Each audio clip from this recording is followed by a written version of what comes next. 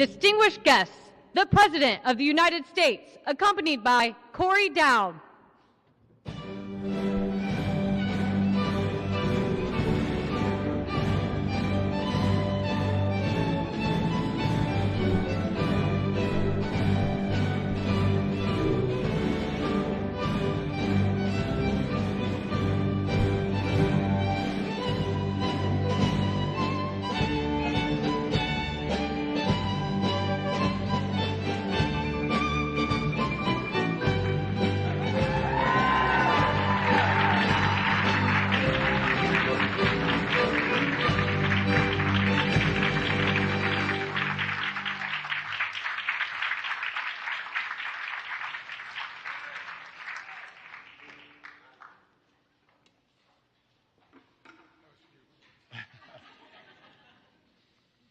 My name is Corey Dowd, and I'm from Long Island, New York. In 2018, I finished my service in the Peace Corps in Ghana, becoming a self-employed contractor while I waited to enroll in grad school. For the first time in my life, I was responsible for buying my own health insurance. I was a healthy, active 32-year-old with no reason to believe I would be seriously sick before I got on a student health plan. But I wanted to be responsible and protect myself against the worst-case scenario. So, I purchased a 6-month plan with a high deductible and what I thought was good coverage. But just weeks before leaving for school, I woke up with severe stomach pain and had an emergency surgery to remove my appendix. A few months later, the hospital called to tell me that my insurance company was only paying for a few $1,000s and that I was responsible for the rest, more than $37,000. This was the worst case scenario I had been trying to avoid. It turns out that buried in the fine print, my plan put limits on how much they would pay for certain expenses, even emergency surgeries. As I later learned, I had purchased a short-term plan that didn't have to play by the same rules as regular health insurance. These junk healthcare plans don't have to cover things like surgeries, prescription drugs, mental health visits, or even pre-existing conditions. For me, there was both a financial and emotional cost. I've always considered myself a very responsible person, but this really took a toll on my self-esteem and my identity. Fortunately, my story has a happy ending. The national news coverage of what happened to me motivated the insurance company to pay the rest of my bill. But not everyone is so lucky.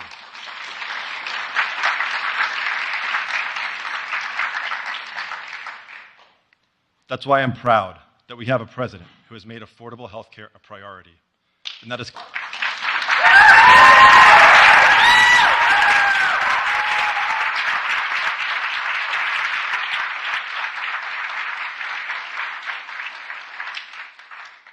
It is my greatest honor to introduce him today. Ladies and gentlemen, the President of the United States, Joe Biden.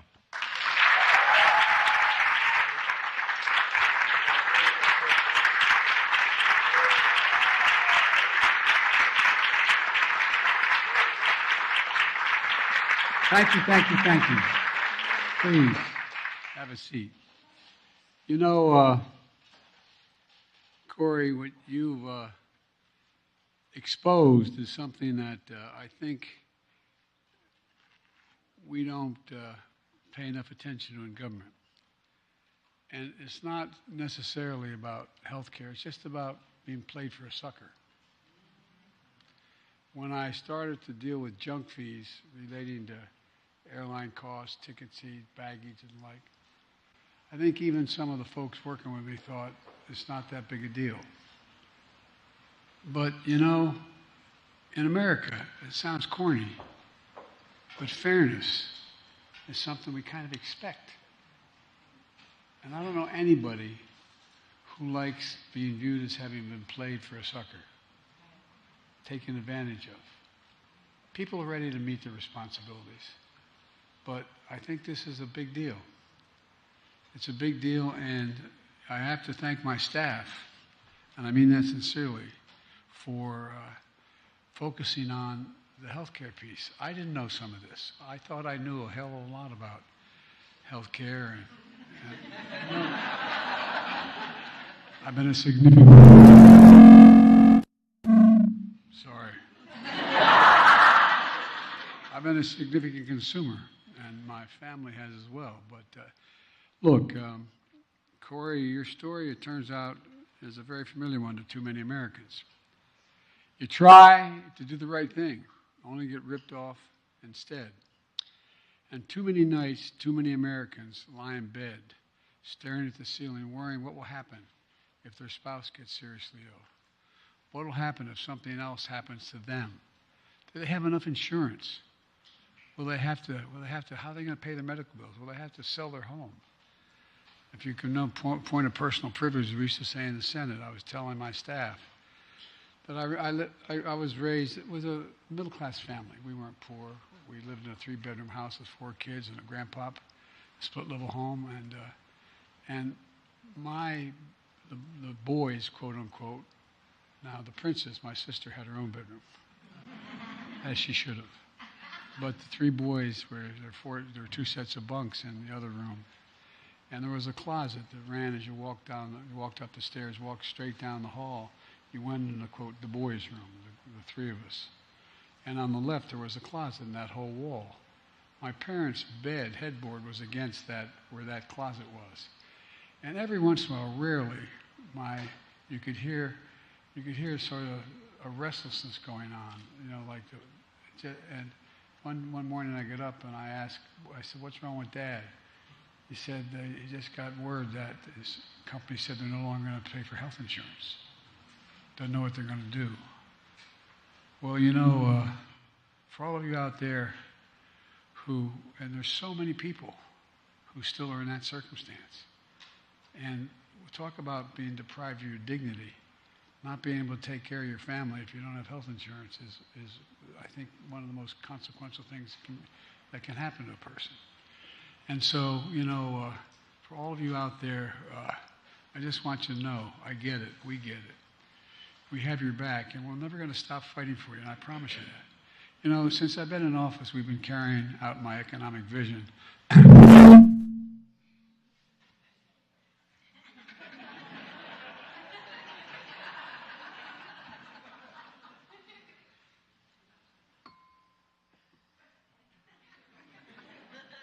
All right.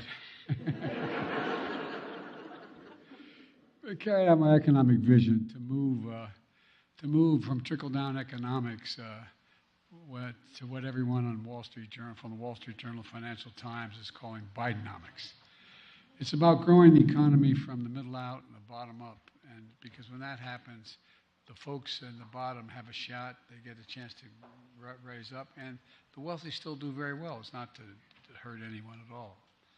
But today's job shows that, jobs report shows that Bidenomics is working. We added 200,000 jobs, I think 209,000 jobs last month. And all told, we've created over 13 million. I think it's 13,300,000.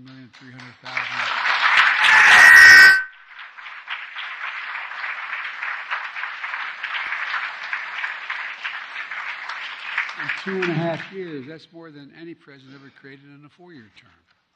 And folks, the unemployment rate is below 4% for 17 straight months.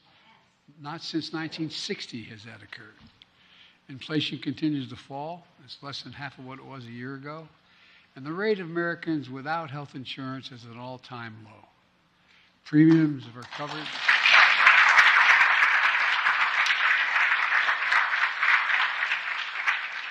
Premiums for coverage of the Affordable Care Act are $800 less per person than before I took office. And that's Bidenomics. Today, I'm joined by healthcare advocates and leaders. Many of, if I started to name you all, we'd be here all night. But I want to talk about key parts of my economic plan. We're protecting consumers and reducing healthcare costs without in any way hurting insurance companies, docs, hospitals, or anybody else.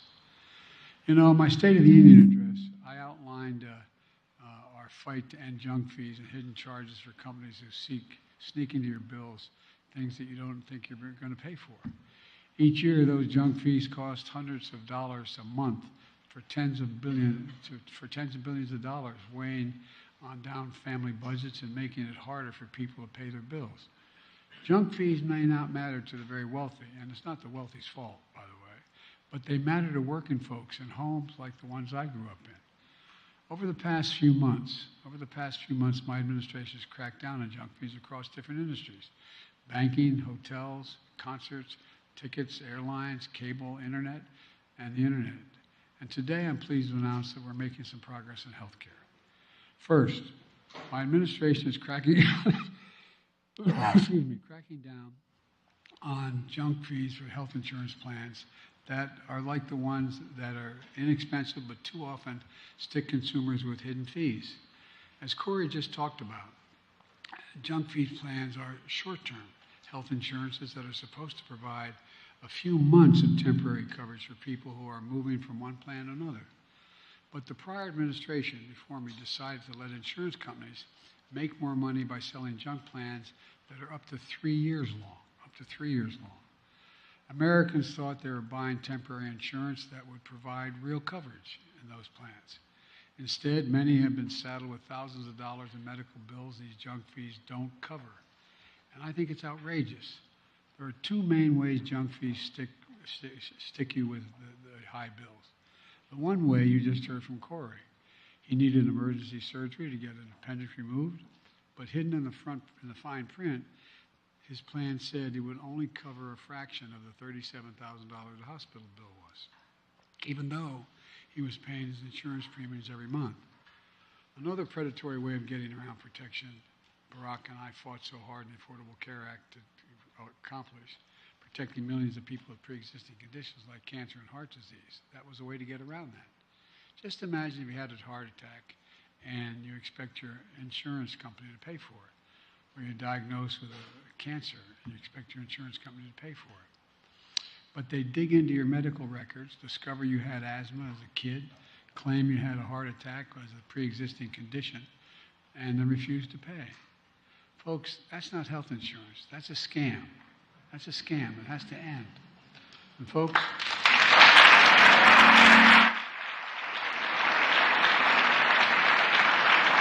today, my administration is issuing a new rule that would close the loophole that allows these junk insurance plans to exploit Americans.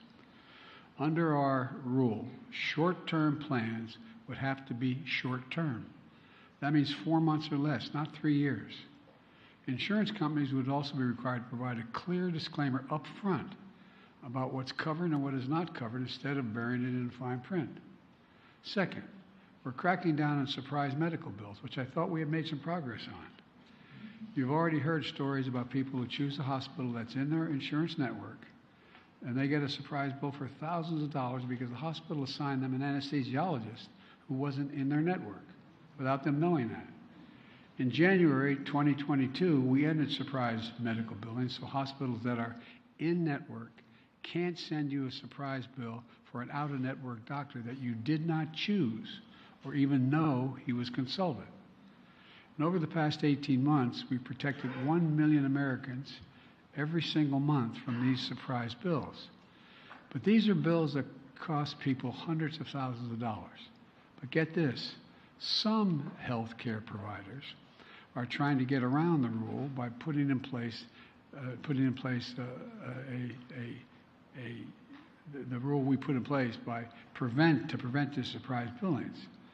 The travel industry figured out how to charge customers $90 a night resort fees for hotels that aren't resorts. You think I'm kidding? Hospitals are trying to do something similar by using different designations to charge their higher out-of-network rates, or charging hidden facility fees for going to a doctor's office in the building owned by the hospital. And some hospitals are working with credit card companies to promote medical credit cards. Sounds good.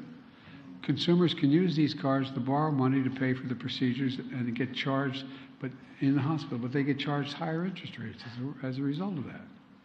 It's wrong. It's wrong. Today, my administration is closing these surprise billing loopholes. Evading the law and playing games to charge patients outrageous prices has to end. It has to end.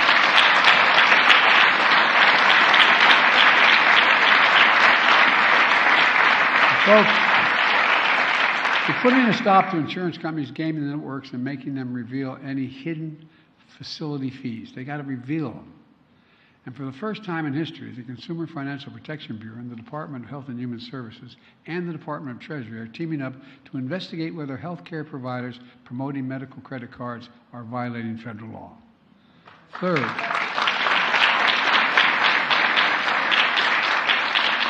we're lowering prescription drug prices for seniors and people with disabilities. With your help, I signed into law the Inflation Reduction Act. Among the many important things it does, it finally gives Medicare the power to negotiate lower prescription drug prices.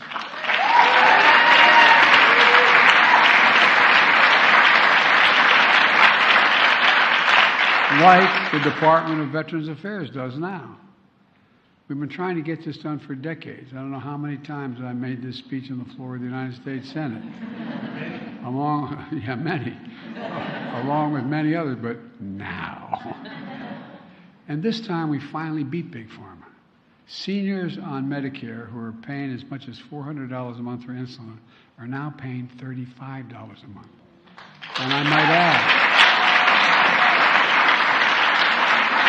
add, the guy who invented the insulin, he didn't even patent it. He thought everybody should have access to it. It cost $10 to make. To packages made as high as $13. They're still making 3 times what it cost them. It's not like they're being cheated. You know, we also closed the total out-of-pocket drug costs for seniors on Medicare at $2,000 a year, even for expensive drug costs like cancer drugs are $10,000, $12,000, $14,000 a year. Today, the Department of Health and Human Services released a report showing that when these provisions go into effect, they don't go into effect until 2025, 1 in 3 Medicare beneficiaries, that's nearly 19 million people, will save an average of $400 a year. Seniors with the highest drug costs will save an average of $2,500 a year. This is going to reduce out-of-pocket spending by Americans by nearly $7.5 billion annually. And guess what? It matters. When we're negotiating the issue on whether the government's going to stay open, I spoke to some of my MAGA Republican friends. It not only saves the consumer, it saves every taxpayer. You're not paying that extra $7 billion because Medicare doesn't have to take the out-of-pocket and pay it. Last week, the Centers for Medical and Medicaid Services released a final guidance on how they'll negotiate with drug companies to lower prescription drug costs. On September 1st, I'll announce the first 10 drugs selected for negotiation and under the law. This will not only save consumers money, it's going to save the federal government money, as I've just referenced. Negotiating drug prices alongside other parts of my prescription drug plan is going to save the taxpayers so far $160 billion. $160 billion.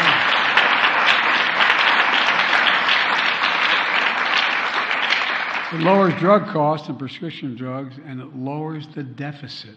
It lowers the deficit. And I might add, all the talk about I'm a big spending Biden, I lowered the deficit. $1.7 trillion in the first 2 years. No one's ever done that. The last guy increased it by 40. Anyway, I won't go into that. Well, that's Bidenomics in action. But guess what? Big Pharma doesn't want this to happen, so they're suing us to block us from negotiating lower prices so they can pad their profits while hardworking Americans foot the bill. But we're gonna see this through. We're gonna keep standing up to Big Pharma, and we'll also stand up to MAGA Republicans who've been trying for years to get rid of the Affordable Care Act. They've tried 70,000 times, I think.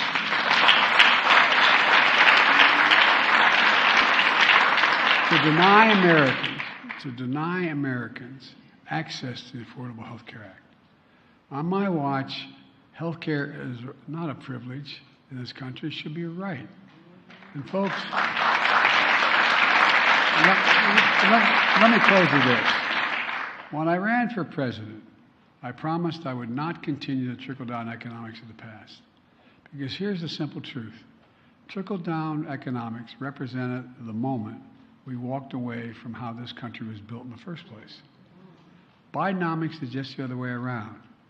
Restoring the American dream. 40 years of trickle-down economics limit the dream to those at the top.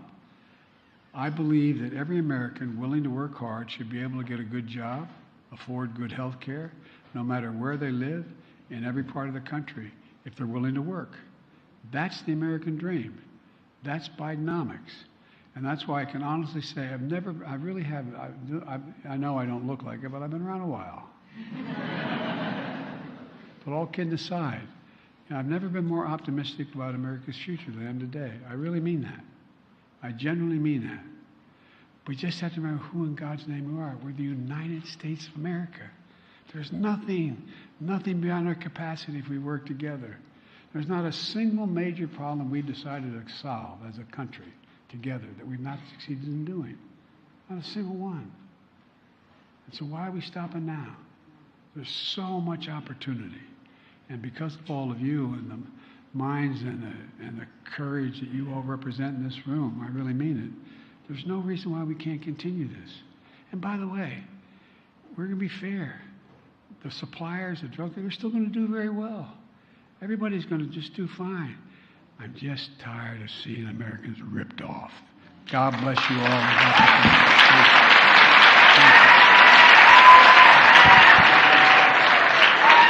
Distinguished guests, please remain in your seats as the President departs the East Room. Thank you.